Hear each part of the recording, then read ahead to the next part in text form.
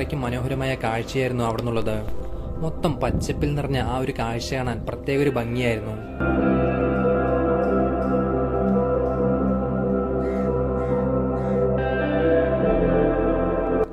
ഇവിടെ നിന്ന് ഇനി എങ്ങോട്ടാണ് വഴിയെന്ന് എനിക്ക് അറിയില്ലായിരുന്നു. ബസ് ഇറങ്ങിയതിന്റെ തൊട്ടടുത്ത് ഒരു കടയുണ്ടായിരുന്നു. ഞാൻ ആ കടയിൽ പോയിട്ട് വെള്ളച്ചാട്ടത്തിലേക്കുള്ള വഴി ചോദിച്ചു. പിന്നെ ഇവിടുത്തെ ലാംഗ്വേജ് കൂടുതലും മറാഠിയാണ്.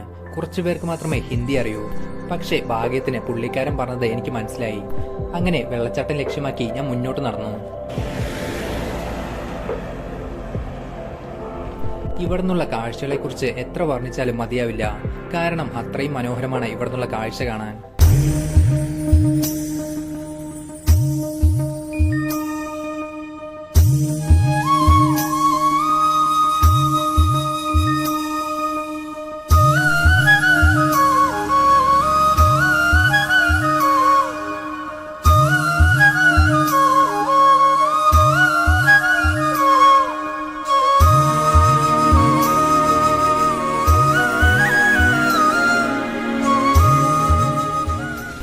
മെയിൻ റോട്ടിൽ നിന്ന് തന്നെ അങ്ങ് ദൂരെയായി നമുക്ക് കാലു വാട്ടർഫാൾസിന്റെ ചെറിയൊരു ഭാഗം കാണാൻ സാധിക്കും.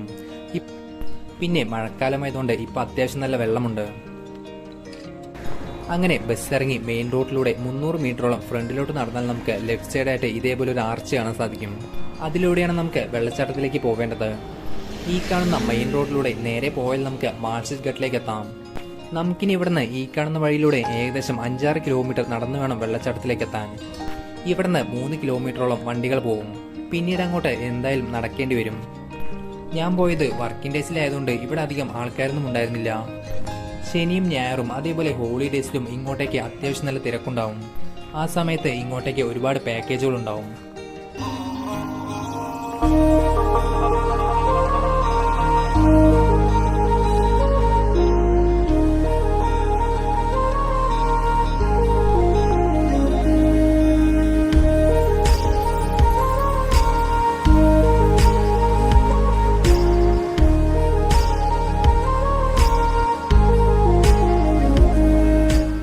മെയിൻ റോഡിൽ നിന്ന് ഇങ്ങോട്ടേക്ക് ബസ്സുകളൊന്നുമില്ല.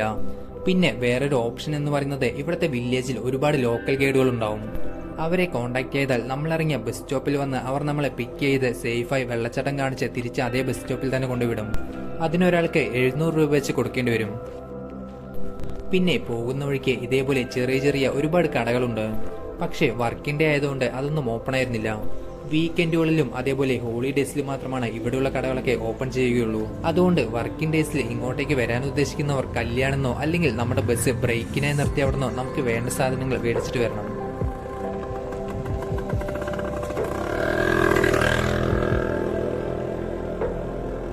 മുന്നോട്ട് പോകുന്തോറും മനോഹരമായ അരുവികളും അതേപോലെ ചെറിയ ചെറിയ വെള്ളച്ചാട്ടങ്ങളും കാണാൻ സാധിക്കും.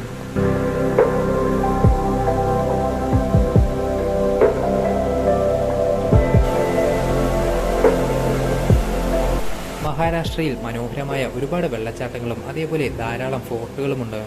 മൺസൂൺ കാലത്താണ് സഞ്ചാരികൾ ഏറ്റവും കൂടുതലായി മഹാരാഷ്ട്രയിലേക്ക് വരുന്നത്. മൺസൂൺ കാലത്തെ മഹാരാഷ്ട്രയിലെ കാഴ്ചകൾ കാണാൻ പ്രത്യേക ഒരു ഭംഗിയാണ്.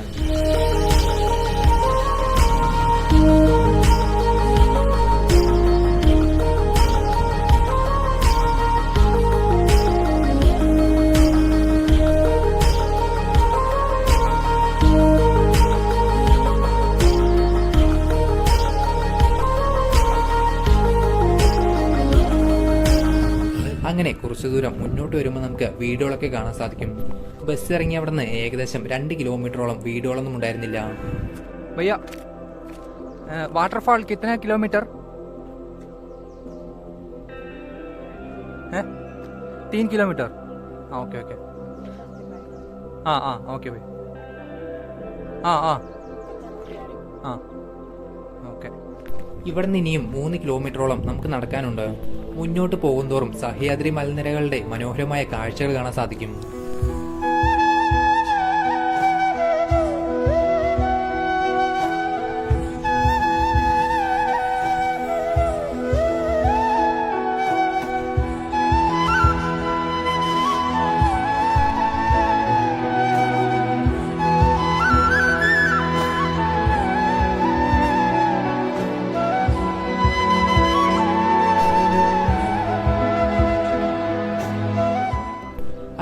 നമ്മളിപ്പോൾ കാലു വാട്ടർഫാൾസിന്റെ ബേസ് വില്ലേജായ തിടബി എന്ന വില്ലേജിലെത്തി.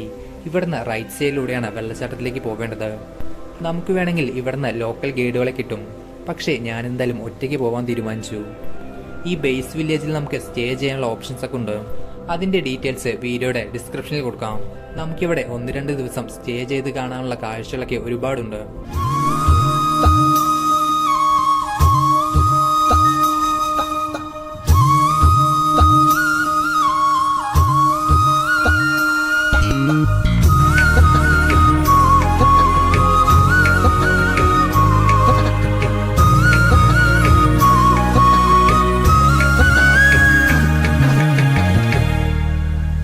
മുന്നോട്ട് പോകുന്തോറും നമുക്ക് വെള്ളച്ചാട്ടത്തിന്റെ മനോഹരമായ കാഴ്ച കാണാൻ സാധിക്കും.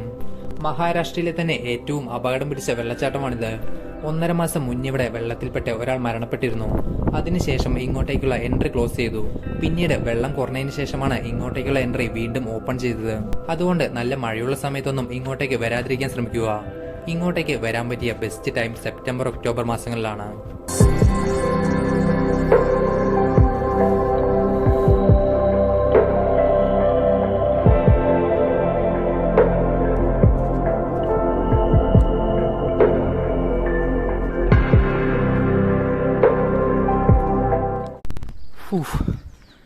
ഒരു രക്ഷയില്ല. അയ്യോ, ഒന്നും പറയാനില്ല. ഇവിടെ നിന്നുള്ള കാഴ്ച ശരിക്കും ഇവിടെ വന്ന് തന്നെ ആസ്വദിക്കണം. അത്രയ്ക്കും അടിപൊളിയാണ്.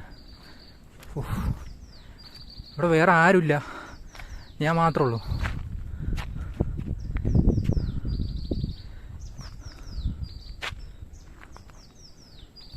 ഇനിയും അങ്ങോട്ട് കുറച്ചും കൂടി നടക്കാനുണ്ട്. അവിടെ ഒരു റിവർ ക്രോസിംഗ് ഒക്കെ ഉണ്ട്. അത് എന്താ ചെയ്യാൻ അറിയില്ല. എന്തായാലും പോയി നോക്കാം. ഒരു രക്ഷയില്ല, പറഞ്ഞ ഒരു രക്ഷയില്ല. ശരിക്കും വീഡിയോയിൽ എത്രത്തോളം നിങ്ങൾക്ക് മനസ്സിലാവേണ്ടതെന്ന് എനിക്കറിയില്ല. പക്ഷെ നേരിട്ടുള്ള കാഴ്ച ഒന്നും പറയാനില്ല. അവിടെ എത്തണം ഇനി. പക്ഷേ ഇതാണ് വഴി തോന്നുന്നു. അതിൻ്റെ അടിയിൽ കൂടെ പോയി റിവർ ക്രോസ് ചെയ്ത് അങ്ങനെ അതിൻ്റെ താഴെ എത്തണം. ഇനി ഇവിടുന്ന് വെള്ളച്ചാട്ടത്തിലേക്ക് പോകുന്ന വഴി 3 റിവർ ക്രോസിംഗ് ഉണ്ട്. അതിൽ ഏറ്റവും ഡേഞ്ചർ 3ാമത്തെ റിവർ ക്രോസിംഗ് ആണ്.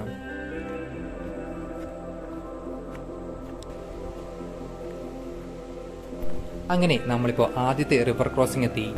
ഇതുവരെ നമുക്ക് 2 വീലർ കൊണ്ടുവരാൻ സാധിക്കും. കാറൊക്കെ ആണെങ്കിൽ ഞാൻ മുന്നേ കാണിച്ച ടിബാട്ടി എന്ന ബേസ് വില്ലേജിൽ വെച്ച് അവിടെ നിന്ന് നടക്കുന്നതാവും നല്ലത്.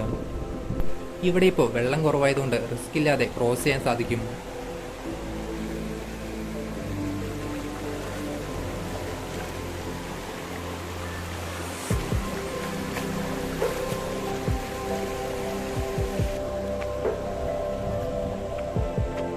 അങ്ങനെ കുറച്ചു ദൂരം മുന്നോട്ട് വരുമ്പോൾ നമുക്ക് 2 വഴികൾ കാണാൻ സാധിക്കും.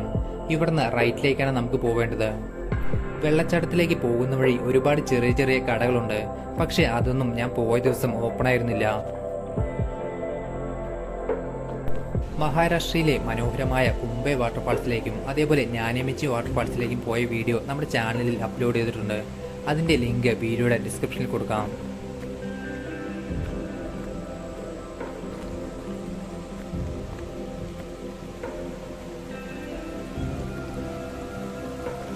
അങ്ങനെ നമ്മളിപ്പോൾ 2ാമത്തെ റിവർ ക്രോസിംഗ് എത്തി.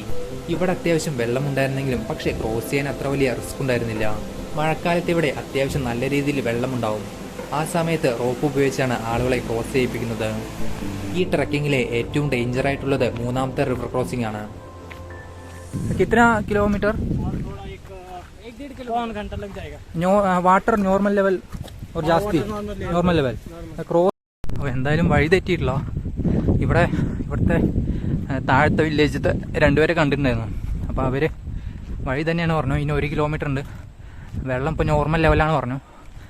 അപ്പോൾ എന്തായാലും വഴി തെറ്റിയില്ല. എന്തായാലും ഭാഗ്യത്തിന് ഞാൻ വന്ന ദിവസം മഴയില്ല. അത് കാരണം രക്ഷപ്പെട്ടു. എന്താ വെച്ചാൽ മഴ പെയ്ത ചിലപ്പോൾ ഞാൻ പറഞ്ഞില്ല വാട്ടർ ക്രോസിംഗ് ഉണ്ടെന്ന്, ചിലപ്പോൾ അവിടെ ചിലപ്പോൾ പണി കിട്ടാൻ സാധ്യതയുണ്ട്.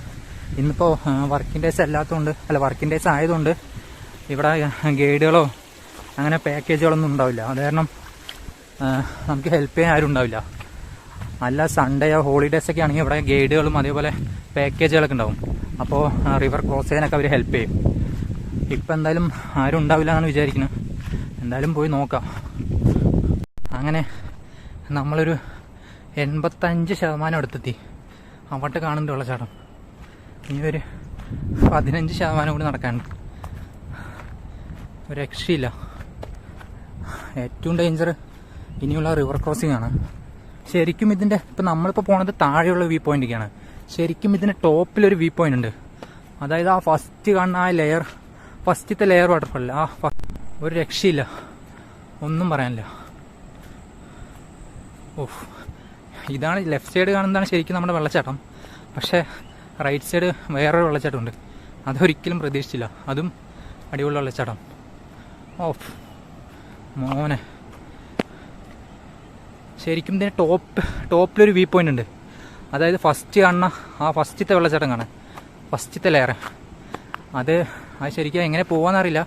നോക്കാം, പോകാൻ പറ്റുകയാണെങ്കിൽ ആ ടോപ്പിലും കൂടി പോയിട്ട് പോവാം.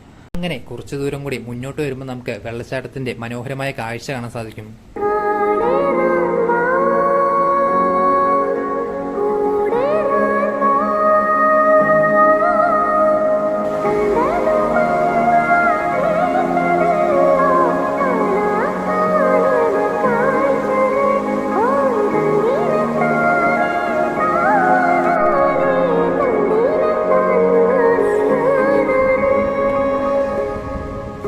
അങ്ങനെ നമ്മളിപ്പോൾ മൂന്നാമത്തെ റിവർ ക്രോസിംഗ് എത്തി. ഇവിടെ അത്യാവശ്യം കുറച്ച് കടകളുണ്ടായിരുന്നെങ്കിലും ഞാൻ പോയ സമയത്ത് അതൊന്നും ഓപ്പൺ ആയിരുന്നില്ല. ഇനി ഇവിടുന്ന് ഈ കാണുന്ന റിവർ ക്രോസ് ചെയ്തിട്ട് വേണം നമുക്ക് വെള്ളച്ചാട്ടത്തിലേക്ക് പോകാൻ. ഈ ട്രെക്കിങ്ങിലെ ഏറ്റവും ഡേഞ്ചർ ആയിട്ടുള്ള സ്പോട്ടാണിത്. ഇവിടെ ഇപ്പോൾ വെള്ളം അത്യാവശ്യം നോർമൽ ലെവലാണ്. അതുകൊണ്ട് തന്നെ നമുക്ക് നടന്ന് തന്നെ ഈ ഒരു റിവർ ക്രോസ് ചെയ്യാൻ സാധിക്കും. പക്ഷേ മഴക്കാലത്ത് ഇവിടെ അത്യാവശ്യം നല്ല വെള്ളമായതുകൊണ്ട് റോപ്പില്ലാതെ ഇവിടുന്ന് ക്രോസ് ചെയ്യാൻ സാധിക്കില്ല. പാക്കേജ് എടുത്തു വന്നാൽ അവർ നമ്മളെ സേഫായി തന്നെ റോപ്പിലൂടെ അങ്ങോട്ടും ഇങ്ങോട്ടും ക്രോസ് ചെയ്യിപ്പിക്കും. ഇനി പാക്കേജ് ഇല്ലാതെ വന്നാൽ ഇവിടെയുള്ള ലോക്കൽ ആളുകൾക്ക് 100 രൂപ കൊടുത്താൽ അവർ നമ്മളെ ക്രോസ് ചെയ്യിപ്പിക്കും. അപ്പോൾ എന്തായാലും മഴക്കാലത്ത് വരുന്നവർ പാക്കേജ് എടുത്തോ അല്ലെങ്കിൽ ഗൈഡിന്റെ സഹായത്തോടെയോ വരിക. ഇവിടെയാണ് ഞാൻ മുന്നേ പറഞ്ഞ 1.5 മാസം മുന്നുണ്ടായ അപകടമുണ്ടായത്. അതുകൊണ്ട് തന്നെ ഇങ്ങോട്ടേക്ക് വരുന്നവരൊക്കെ മാക്സിമം സേഫായി തന്നെ വരിക. ഒന്നും പറയാനില്ല. ഈ രണ്ടുപേരെ കണ്ടപ്പോഴാണ് കുറച്ച് സമാധാനമായത്. ഇവരാണ് ഇങ്ങോട്ടേക്കുള്ള വഴി കാണിച്ചത് ക്രോസ് ചെയ്യാൻ. ഒരു രക്ഷയില്ല. അവർ രണ്ടുപേരുണ്ടായിരുന്നു, ഞാൻ ഒറ്റയ്ക്കായിരുന്നു. അതുകൊണ്ട് ഇത് വീഡിയോ എടുക്കാൻ പറ്റില്ല. പിന്നെ നമ്മൾ വിചാരിക്കുന്ന പോലെയല്ല, ഇതിന് അത്യാവശ്യം നല്ല ഒഴുക്കുണ്ട്. അത് കാരണം കുറച്ച് ഡേഞ്ചറാണ്. വരുന്നവരൊക്കെ എന്തായാലും സൂക്ഷിച്ചു വരിക. എനിക്ക് ഒരു കോല് കിട്ടിയതുകൊണ്ട് രക്ഷപ്പെട്ടു. ഈ ഒരു കോല് വെച്ചിട്ടാണ് ക്രോസ് ചെയ്ത്. ഇടുപ്പിൻ്റെ അത്രയ്ക്ക് വെള്ളമുണ്ട്, മൊത്തം നനഞ്ഞു. ഇപ്പോൾ ഉണക്കാൻ വെച്ചിരിക്കുകയാണ്. ഇടുപ്പിൻ്റെ അത്രയ്ക്ക് വെള്ളമുണ്ട്, നമ്മൾ വിചാരിക്കുന്ന പോലെയല്ല. പക്ഷെ ഇപ്പോൾ വെള്ളം നോർമലാണ്. ശരിക്കും മഴക്കാലത്ത് ഇതിനേക്കാളും ഉണ്ടാവും. അപ്പോൾ അവിടെ നിന്ന് ഇവർ റോപ്പ് ഇടുന്നാണ് പറയുന്നത്. പാക്കേജുകാരും ഇവിടുത്തെ ഗൈഡുകളും അവിടെ നിന്ന് അങ്ങോട്ട് റോപ്പ് ഇടും. അതാകുമ്പോൾ നമുക്ക് സേഫാണ്. അതുകൊണ്ട് പേടിക്കാനില്ല. പക്ഷേ എന്നാലും കുറച്ച് ഡേഞ്ചറാണ്. സ്വന്തം റിസ്ക് എടുത്തിട്ട് ഇത് ക്രോസ് ചെയ്യുക. അല്ലാത്തവർ ഗൈഡോ അല്ലെങ്കിൽ പാക്കേജിലോ വരാൻ ശ്രമിക്കുക. പക്ഷേ ഗൈഡിലോ പാക്കേജിലൊക്കെ വരുമ്പോൾ സാറ്റർഡേ സൺഡേ മാത്രമേ പറ്റുള്ളൂ. അപ്പോഴാണെങ്കിൽ ഫുൾ ഇവിടെ തിരക്കായിരിക്കും. ഇപ്പോഴാണെങ്കിൽ ഇവിടെ ആരുമില്ല. അങ്ങനെ റിവർ ക്രോസ് ചെയ്ത് വെള്ളച്ചാട്ടം ലക്ഷ്യമാക്കി ഞാൻ മുന്നോട്ട് നടന്നു തുടങ്ങി. പിന്നെ ഒറ്റയ്ക്കൊന്നും ഒരിക്കലും ഇങ്ങോട്ടേക്ക് വരരുത്. അഥവാ ഒറ്റയ്ക്ക് വരികയാണെങ്കിൽ തന്നെ വീക്കെൻഡിലോ അല്ലെങ്കിൽ ഹോളിഡേയ്സിലോ മാത്രം വരിക. കാരണം ആ സമയത്ത് വന്നാൽ നമ്മളെ ഹെൽപ്പ് ചെയ്യാൻ ഒരുപാട് പേരുണ്ടാവും. പെട്ടെന്ന് മഴയൊക്കെ പെയ്താൽ ഇവിടെ വെള്ളം കൂടാനുള്ള ചാൻസ് ഉണ്ട്. അപ്പോൾ റിവർ ക്രോസ് ചെയ്യാൻ ബുദ്ധിമുട്ടായിരിക്കും. വെള്ളം ഇപ്പോൾ നോർമൽ ലെവലായിട്ട് പോലും ഭയങ്കര റിസ്ക് ആയിരുന്നു എനിക്കത് ക്രോസ് ചെയ്യാൻ. ശരിക്കും അഡ്വഞ്ചർ ട്രക്കിംഗ് ഇഷ്ടപ്പെടുന്നവർക്ക് വരാൻ പറ്റിയ ബെസ്റ്റ് സ്പോട്ടാണിത്. ഇങ്ങോട്ടേക്കുള്ള ഈ ഒരു ട്രക്കിംഗ് നിങ്ങളെ ഒരിക്കലും നിരാശപ്പെടുത്തില്ലെന്ന കാര്യത്തിൽ ഉറപ്പാണ്. നമ്മൾ ആ കാണുന്ന റിവറാണ് ക്രോസ് ചെയ്ത്. മഴ വരുന്ന പോലെയുണ്ട്.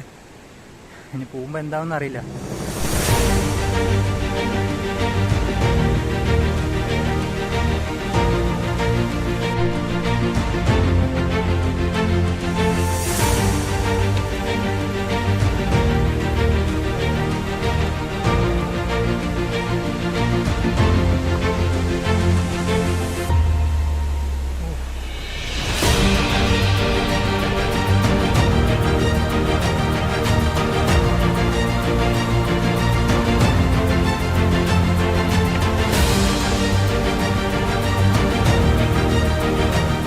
രക്ഷയില്ല.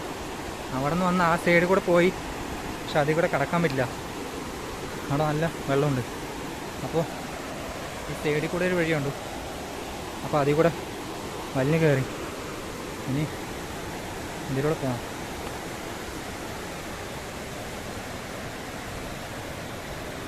ശരിക്കും സ്വന്തം റിസ്കിൽ വരിക.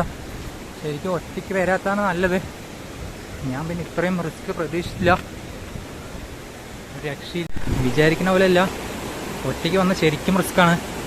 ഇതൊക്കെ കാണുമ്പോൾ സിമ്പിളാണെന്ന് തോന്നും, പക്ഷേ ഒരു കയ്യിൽ ഫോണും ഒറ്റ കൈ കൊണ്ടാണ് പിടിച്ച് കയറിയത്. ഭയങ്കര റിസ്ക്കാണ്. ഇപ്പോൾ ഭാഗ്യത്തിന് വെള്ളം ഇപ്പോൾ നോർമലാണ്, അതുകൊണ്ട് വലിയ ഇതില്ല. പക്ഷെ എന്നാലും സ്വന്തം റിസ്കിൽ മാത്രം ഇങ്ങോട്ട് വരിക. ഇനിയും അങ്ങോട്ട് പോകാണ്ട് നമുക്ക്.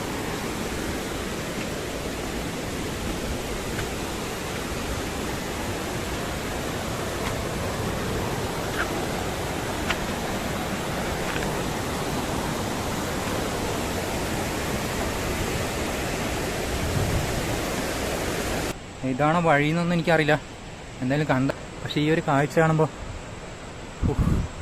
ഇവിടെ ഇത്രയും കഷ്ടപ്പെട്ട് വന്നിട്ട് ഈ ഒരു കാഴ്ച കാണുമ്പോൾ കിട്ടുന്ന ഒരു ഫീൽ ഉണ്ടല്ലോ. അടുത്തെത്തിയിട്ടില്ല, ഇനിയും കുറച്ചും കൂടി പോകാനുണ്ട്. കുറച്ച് നേരം റെസ്റ്റ് എടുത്താണ്. അങ്ങനെ 3 മണിക്കൂറത്തെ ട്രക്കിങ്ങിന് ശേഷം നമ്മളിപ്പോൾ വെള്ളച്ചാട്ടത്തിലേക്ക് എത്താനായി. ശരിക്കും ഇത്രയും ദൂരം റിസ്ക് എടുത്ത് വന്ന് ഇവിടുന്ന് ഈ ഒരു കാഴ്ച കാണുമ്പോൾ കിട്ടുന്ന ഒരു ഫീൽ ഉണ്ടല്ലോ, അത് പറഞ്ഞറിയിക്കാൻ പറ്റില്ല.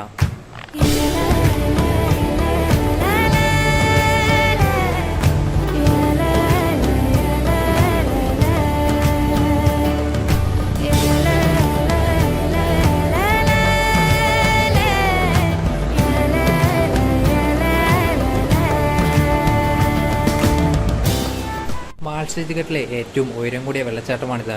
ഏകദേശം 1200 അടി ഉയരത്തിലാണ് ഈ ഒരു വെള്ളച്ചാട്ടമുള്ളത്. ഇതിൻ്റെ ഏറ്റവും വലിയ പ്രത്യേകത ഈ തട്ടായി വീഴുന്നതാണ്. ശരിക്കും 5 ഘട്ടമായിട്ടാണ് ഈ ഒരു വെള്ളച്ചാട്ടമുള്ളത്.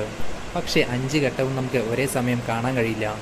ഞാനിപ്പോൾ വെള്ളച്ചാട്ടത്തിൻ്റെ കുറച്ച് ടോപ്പിലായതുകൊണ്ട് എനിക്കിവിടുന്ന് 4 ഘട്ടങ്ങൾ കാണാൻ സാധിക്കും. ശരിക്കും ഇങ്ങോട്ടേക്ക് വരുന്ന കൂടുതൽ പേരും പോകുന്നത് വെള്ളച്ചാട്ടത്തിൻ്റെ താഴ്ഭാഗത്തേക്കാണ്. പക്ഷേ അവിടെ പോയാൽ നമുക്ക് ഇത്രയും മനോഹരമായൊരു വ്യൂ കിട്ടില്ല. ഈ കാണുന്ന വഴിയിലൂടെയാണ് ഞാനിപ്പോൾ ഇങ്ങോട്ട് കയറി വന്നത്. ഇനി ഇവിടുന്ന് എങ്ങനെയും നമുക്ക് തിരിച്ച് താഴേക്ക് ഇറങ്ങണം. പക്ഷേ നമുക്കിവിടുന്ന് താഴേക്ക് പോകാൻ തോന്നില്ല, കാരണം അത്രയ്ക്ക് മനോഹരമാണ് ഇവിടുന്നുള്ള ഈ ഒരു കാഴ്ച കാണാൻ.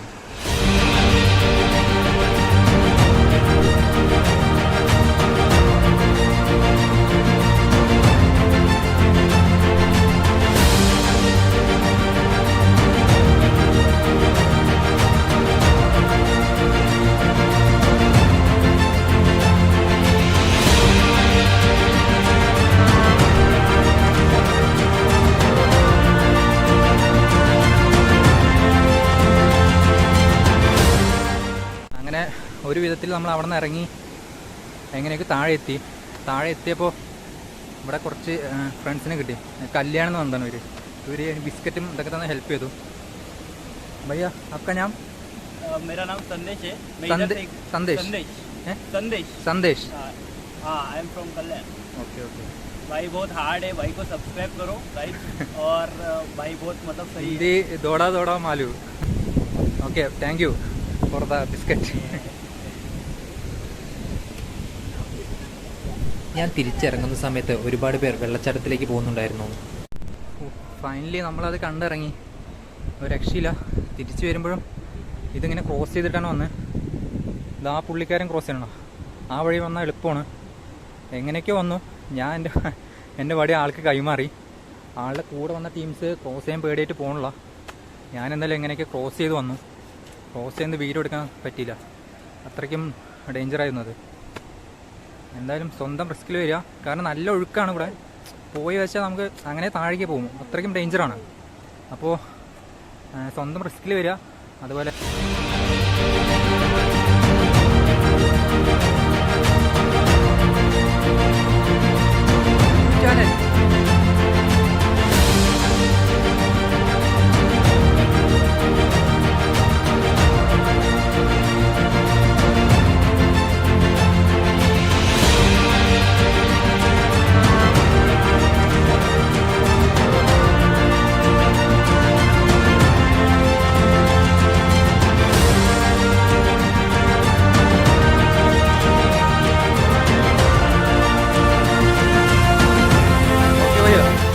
അങ്ങനെ ഇവിടുത്തെ കാഴ്ചകളെല്ലാം കണ്ടതിന് ഞാൻ ഇവിടുന്ന് തിരിച്ചു പോവുകയാണ്. ഒരുപാട് നല്ല കാഴ്ചകളും അതേപോലെ ഒരുപാട് നല്ല ഓർമ്മകളും തന്ന മനോഹരമായൊരു യാത്ര തന്നെയായിരുന്നു ഇത്. മഹാരാഷ്ട്രയിലെ മനോഹരമായ സ്ഥലങ്ങളിലേക്കെല്ലാം കുറഞ്ഞ ചെലവിൽ ഇതേപോലെ ബസ് സർവീസുകൾ ഉപയോഗിച്ച് നമുക്ക് പോകാൻ സാധിക്കും. അപ്പോൾ ഇനിയും ഇതുപോലുള്ള മഹാരാഷ്ട്രയിലെ മനോഹരമായ സ്ഥലങ്ങളുടെ വീഡിയോസ് നമ്മുടെ ചാനലിൽ വരാനുണ്ട്. അങ്ങനെ ഞാനിപ്പോൾ തിരിച്ച് മെയിൻ റോഡിലേക്ക് എത്തി. സമയം 4:15. തിരിച്ചു വരുന്ന സമയത്ത് മെയിൻ റോഡ് വരെ എനിക്ക് നടക്കേണ്ടി വന്നില്ല. അവിടുന്ന് പരിചയപ്പെട്ട ഒരു ടീം മെയിൻ റോഡ് വരെ എനിക്ക് ലിഫ്റ്റ് തന്നു. ഇനി ഇവിടുന്ന് കല്യാണിലേക്ക് ബസ് കയറി അവിടുന്ന് ട്രെയിനിലായിരുന്നു ഞാൻ നാട്ടിലേക്ക് പോയത്. അപ്പോൾ ഈ ഒരു യാത്ര ഇവിടെ അവസാനിക്കുകയാണ്.